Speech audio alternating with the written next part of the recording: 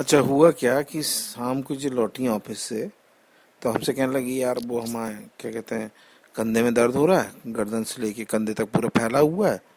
तो जगह ही कमरे में आयोडेक्स उठा के ले आई, बोली जी आयोडेक्स लगा दो।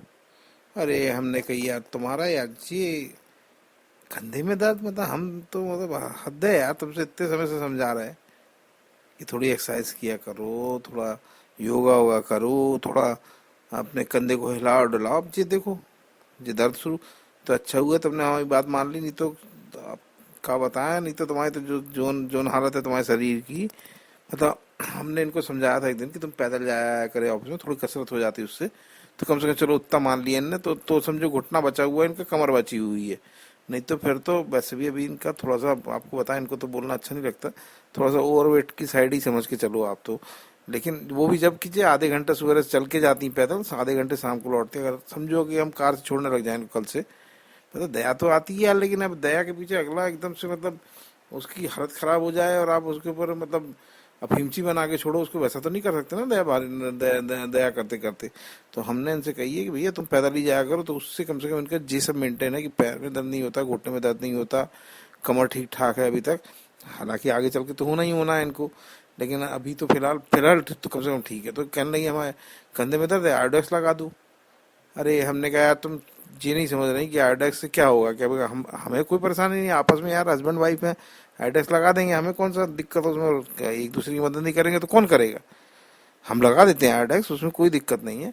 लेकिन हमें पहले ये सोचना चाहिए कि आखिर ये दर्द हुआ कैसे, क्यों हुआ, क्या कमी रह गई, क्या चीज़ हमने छोड़ दी, क्या चीज़ हमने नहीं करी जो शरीर को नहीं पसंद आई, और वो दर्द के माध्यम से अपने भाव प्रेषित कर रहा है कि भाई हमें यार ये कंधे का तुम कुछ नहीं कर रहा है।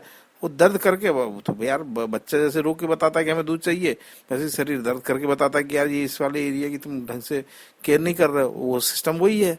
तो हमने इनको कहा एक काम करो, तुम सबसे पहले तो ये काम करो, जे आरडेक्स वगैरह रखो किनारे ही, तुम जाओ बढ़िया अच्छी इलायची की चाय बना के लाओ, इलायची अदरक की, और तुम भी पियो बैठ के, हम भी पियो, मन शांत करके हम लोग आपस में पहले डिस्कस करें इसका आखिर मूल मूल क्या है, इसका जड़ क्या है, इसका रूट कॉज क्या है, क्यों आखिर ये दर्द हुआ। हर एक को तो नहीं होता, तुम्हें को हर हो गया, हमें तो नहीं हो रहा है इस समय दर्द, हम तो बैठे हैं अपना बढ़िया, देखो जी और हमें कोई दर्द नहीं है। क्या है कि स्वास्थ्य के प्रति अगर आप सजग नहीं रहे तो यार स्वास्थ्य तो फिर जवाब देगा यार बड़े भाई। फिर तो मतलब ऐसा नहीं है कि आप मतलब कि स्वास्थ्य को अवॉइड भी करते रहो और स्वास्थ्य भी अवॉइडेड रहे, वैसा नहीं होता इसमें।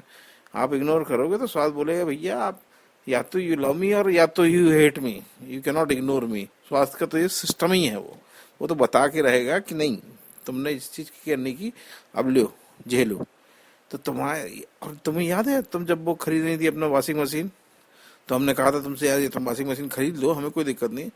लेकिन यार पुराने जमाने के लोग पागल थोड़ी थे कोई, जो हाथ से पटक पटक के जो कपड़े धोते थे घाट पे खड़े होके, उसकी वजह थी कंधे की एक्सरसाइज होती थी, दोनों हाथों की एक्सरसाइज होती थी, जो मांसपेशियां थी वो बलिष्ठ होती थी, उनकी कसरत हो जाती थी। लोग पहले, अब तुम उस दिन फिर कहने लगे मैं मिक्सी में, हम अब यार मिक्सी बताओ, अगर तुम्हारे, अगर हमसे ना शादी हो कि हमारी एक जनरेशन पहले कहीं पे तुम्हारा पैदा हो गई होती तुम, और वहां शादी होती, तो सिलबट्टा में पूरा मसाला पिसता था हमारे यहाँ पहले पहले, सारे मसाले जो सब्जी में डलते थे सिलबट्टा में पीस के और फिर डाले जाते थे। चटनी सिलबट्टा, आ हा, उसका स्वाद मिक्सी में आ ही नहीं सकता, तुम चाहे लाख सर पटक लो, धनिया डाल दो, टमाटर डाल दो, आम की केरी डाल दो, कुछ डाल दो, वो संभव ही नहीं है कि वो वाला स्वभाव, वो जो जो स्वाद है उसका, जो सिलबट्टा में पीस के आता है, वो आ ही नहीं सकता। तो हमने तुम्हें एक बार बताया भी था यार, हम कहो तो बोलो तो हम गांव से सिलबट्टा बनवा दे रहे हैं तुम्हारे लिए, और तुम सिलबट्टा में पीसा करो। तो तुम्हें लग रहा था कि मजाक करना, तुम हे करने लग गए। अब तुम यार जी आदत बहुत खराब है। कोई भी जब भी तुम्हारे स्वास्थ्य के प्रति जिस चीज में फायदा हो वो बता, तो हंसी छूटने लगती है। ठीक है यार, तो हम भी फिर तो हंसो, अब हम तुम्हारे कंधे में दर्द हो रहा है, अब हम हंसे तो कैसा लगे तुमको। और जब हम कह रहे थे यार वो सिलबट्टे वाली चटनी पीसा करे हमें अच्छा लिखती, तो तुम्हें हंसी छूट रही थी। तो ऐसे ही सबको सबका मौका आता है यार। तो हम अगर सिलबट्टा लाके तुमको दे देते, तुम सिलबट्टा में बैठ के रोज अच्छा बढ़िया धनिया प्याज टमाटर लहसुन से चटनी बनाती है अच्छी सिलबट्टा से, तो चटनी की चटनी बेहतरीन बनती, और हमारा स्वाद का स्वाद रह जाता, और तुम्हारा स्वास्थ्य, आह क्या बात है। पूरे कंधे, गर्दन, दोनों हाथ, दोनों बाहें, हर जगह की मांसपेशी इतनी बलिष्ठ हो जाती है, दर्द, अरे पास आने से भी वो फटकता, एकदम घबराता कि अरे यार इनके पास का जल्दी तो सिलबट्टा पे पीसती है। हमने तुमसे एक दिन, और तुम्हें अगर ख्याल नहीं आ पा रहा हो अभी कायदे से, तो तुमसे एक दिन कहा था कि हमने लस्सी, यार तुम यार वो ओखली में फेंट के बनाया करो अपना, वो ओखली वाला जो हाथ से फेंट फेंट के बनाते।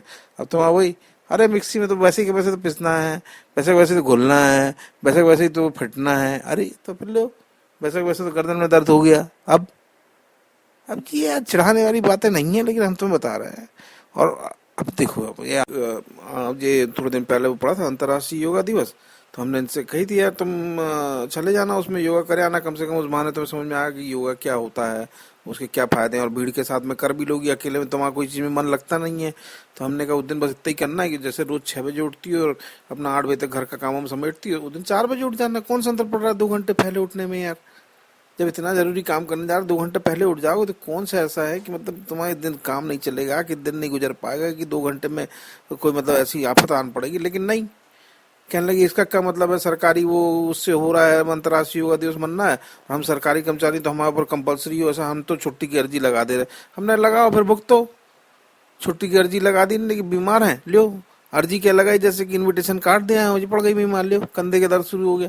अरे अंतर्राष्ट्रीय योगा दिवस में मोदी जी इतनी मेहनत कर रहे हैं, मतलब रामदेव को पकड़ना आए हैं, वो अपना लंगोटी बांध के अपना पूरा वो राजपथ पे रिहर्सल करा रहे हैं योगा, कहा वो वहाँ पे दिल्ली में जगह जगह फोटो खिंच रही हैं, भीड़ लगी हुई है, चंडीगढ़ में लोग फोटो खिंचवा रहे हैं, मोदी जी भागे पड़े हैं यहाँ से वहाँ।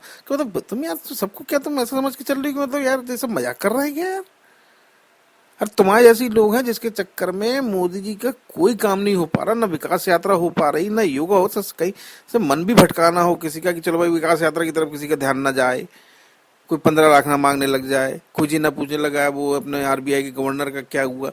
अब तुम लोग घूम घूम के, अरे सरकारी काम है हम तो नहीं साथ दे पाएंगे, सरकारी काम है हम तो, अरे तो भैया तुम ही लोग साथ नहीं दोगे तो और कौन साथ देगा? लेकिन नहीं, बस वो अड़ियलपन है कि नहीं हमें नहीं करना ही होगा, तो लो भाई झेलो, फिर बीमारी झेलो, फिर अब और क्या कर सकते हैं? जब तुम्हें बातें ही नहीं सुनना किसी की, तो फिर बीमारियां तो यार ये सब तो लगी रहेगी, तो बता के तो आती नहीं है। तो अब यार, अब यार चलो तुम्हारा ये आयोडेक्स हम बताएं तुम्हें, उसको फेंको बाहर। ये आयोडेक्स कुछ नहीं है, ये सिर्फ टेम्परेरी रिलीफ है, जैसे चुनाव में लोग वादे करते हैं, जुमले कहलाते हैं, उसको जुमले कहते हैं हिंदी में, वो उस टाइप की है ये एडेक्स के। अभी लगाया बस चुनाव हुआ उसका खत्म, फिर से आगे दर्द के वैसे वैसे ही खड़ा है।